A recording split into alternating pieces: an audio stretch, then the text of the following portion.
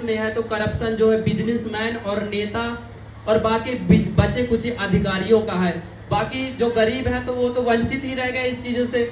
फिर जब हम मान लो कहीं बैंक जाते हैं तो हमको क्या बोलते हैं कि अभी लाइन में लगे रहो, कल आना, टाइम हो गया, लंच कर दिए। फिर हम दोबारा जिस दिन जाते हैं तो बोलते हैं वो सर ही नहीं आया है।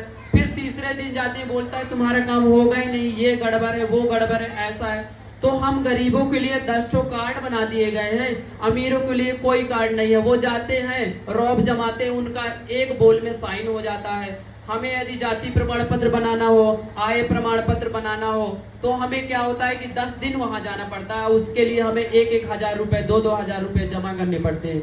क्या यह हमारे हित की बात है? क्या यही है स्वतंत्र भारत? हम तो अभी भी गुलाम ही हैं, कहाँ स्वतंत्र हुए? हमें हर तरीके से जकड़ दिया गया है।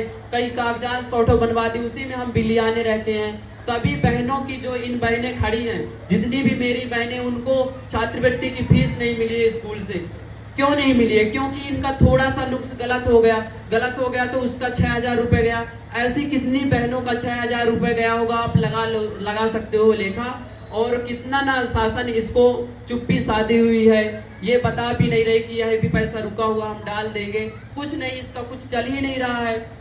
और मैं कहना चाहूंगा कि जो हमारी सरकारी स्कूल है, कहते हैं वहाँ वॉशरूम नहीं खुलता है, ऐसा कुछ है। तो ये स्वतंत्र भारत में तो ये सबको बोलने का अधिकार है। तो आप लोग जरूर सब लोग एकता करके बोले वॉशरूम खुले। क्योंकि बहन बेटियां, जब तुम बोलते हो कि घर घर शौचालय हो, तुम घर घर शौचालय तो बनवा दोगे, लेकिन मेन मंदिर में जब तुम शौचालय को नहीं बनवा रहे हो, नहीं खुलवा रहे हो, तो तुम्हारा क्या घर घर शौचालय बनवाना हुआ?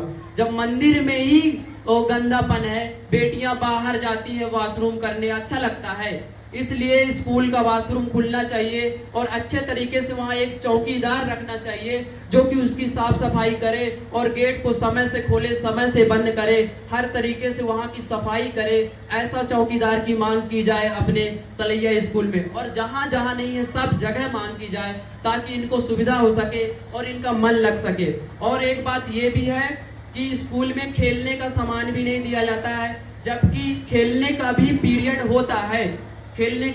होता है। जब ये मानसिक और शारीरिक रूप से मजबूत रहेंगे जब ही तो आगे बढ़ पाएंगे। नहीं, कैसे बढ़ पाएंगे?